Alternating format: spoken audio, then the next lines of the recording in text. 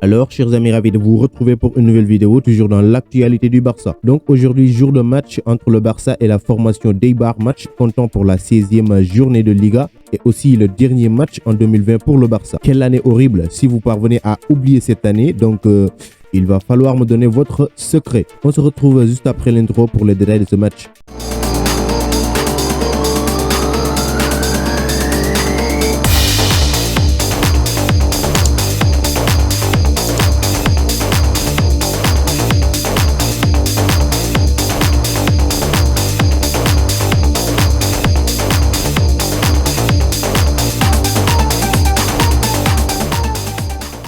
Donc, pour ce faire, Ronald Koeman a appliqué le même système que face à Valladolid, à savoir ce système en 3-4-3 qui lui avait donné satisfaction et lui avait permis alors de remporter les 3 points. Donc, dans les buts, pas de changement avec Ter Stegen qui assure. En défense, on note la titularisation des 3 centraux, Ronald Araujo, Oscar Mingueza et Clément Lenglet, avec donc les latéraux qui vont gérer les côtés dans un rôle offensif et avec l'absence de Jordi Alba suspendu pour ce match, c'est Junior Firpo qui le remplace sur le côté gauche et l'américain Serginho Dest occupe le côté droit, lui qui joue un rôle très important dans cette équipe depuis la blessure de Sergi Roberto. Au milieu de terrain, là aussi je pense que Koeman commence à se réveiller petit à petit en découvrant que Busquets ne doit plus être titulaire dans cette équipe, donc il associe à nouveau Frenkie de Jong qui est le régulateur de cette équipe du Barça depuis un certain moment, à qui tous les ballons passent pratiquement sur lui, avec Miralem Pjanic pour sa puissance de frappe et la fluidité qu'il va apporter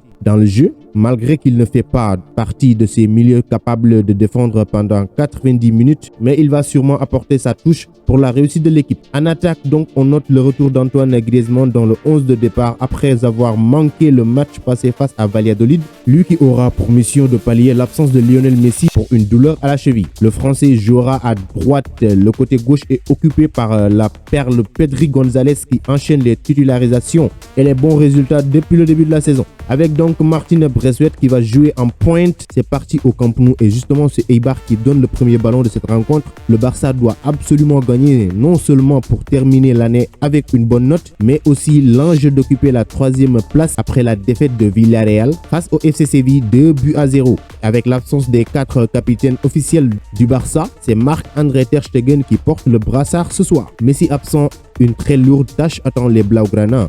Quand on sait que Messi face à Eibar, c'est 20 buts marqués et a été toujours impliqué dans les victoires du Barça face à cette équipe d'Eibar. Et on le rappelle, Eibar n'a jamais battu le FC Barcelone. Très tôt dans ce match, penalty pour le Barça après une faute sur Ronald Araujo, mais raté par Martin Braithwaite qui ne cadre même pas sa frappe, qui passe à côté des buts de Dimitrovic. Encore une fois, le manque de responsabilité d'Antoine Griezmann qui ne prend aucune décision. La réplique d'Eibar ne va pas tarder à venir avec donc Takeshi Inui qui force sans cesse à Oscar Mingueza de faire faute, mais ce dernier sera aidé par Serginho Dest, l'américain. Et le Barça, après une bonne entame, est secoué par Eibar en réussissant à totaliser un nombre de 3 corners. Mais aussi, il bloque totalement les tentatives du Barça. Après 20 minutes de jeu, le Barça garde le monopole du ballon mais ne réussit pas à trouver la faille devant ce bloc très compact des hommes de José Luis Mendilibar. Le Barça réussit à marquer le premier but de ce match par le biais de Martin Braithwaite qui avait raté le penalty.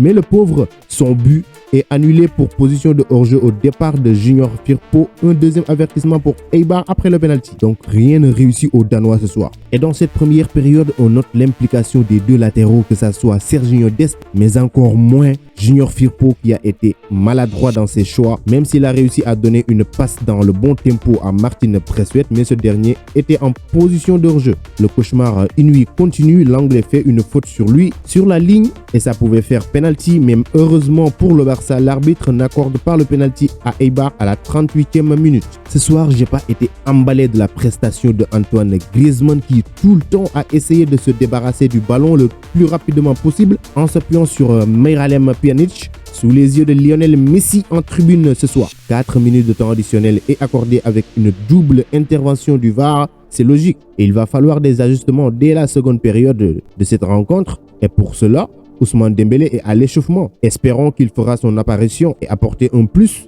à cette équipe, mais à la place de qui? On le saura dès l'entame de la seconde période dans quelques instants.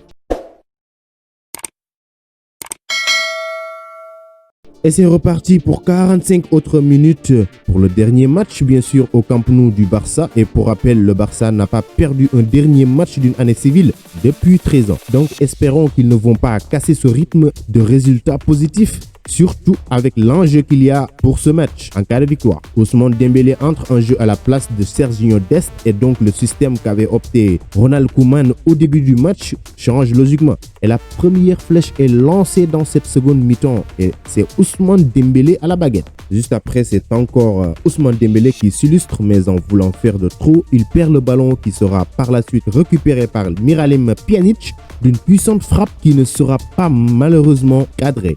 L'occasion pour le Barça de marquer enfin ce premier but de la rencontre avec Ousmane Dembélé, mais qui bute sur Dimitrovic, repris par Frenkie de Jong, mais rend le ballon au gardien tranquillement. Personne ne sait ce qu'il voulait faire. Et quand tu rates des occasions à répétition, tu es aussitôt puni, et c'est le cas. Le Barça est mené grâce au but de Quique Garcia, suite à une perte de balle de Ronald Araujo.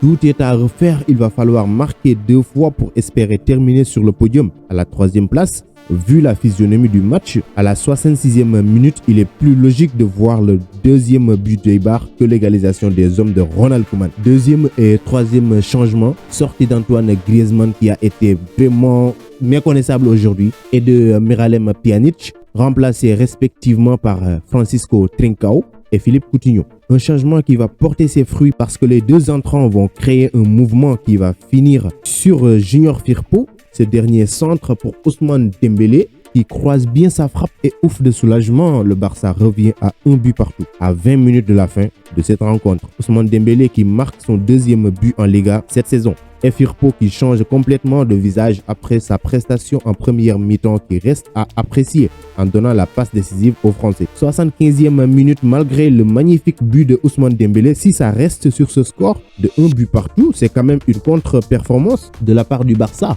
Mais il y a du mérite pour Eibar qui a été créatif ce soir et ont su exploiter toutes leurs occasions, même si au final c'est un but qui a été marqué, ils n'ont pas été mauvais dans l'ensemble. À 10 minutes de la fin, Clément Lenglet sort remplacé par Sergi Busquets.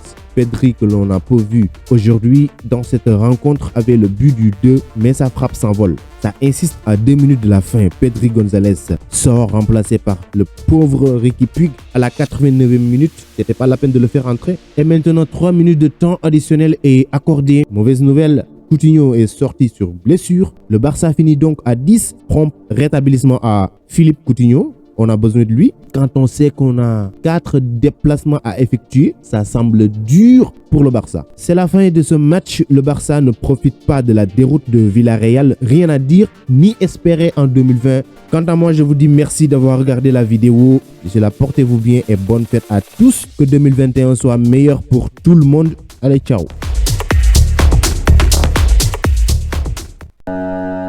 Pour échanger avec moi directement, c'est possible sur Instagram. Le lien se trouve dans la description, donc rejoignez-moi là-bas, ainsi que sur Twitter et même sur Facebook.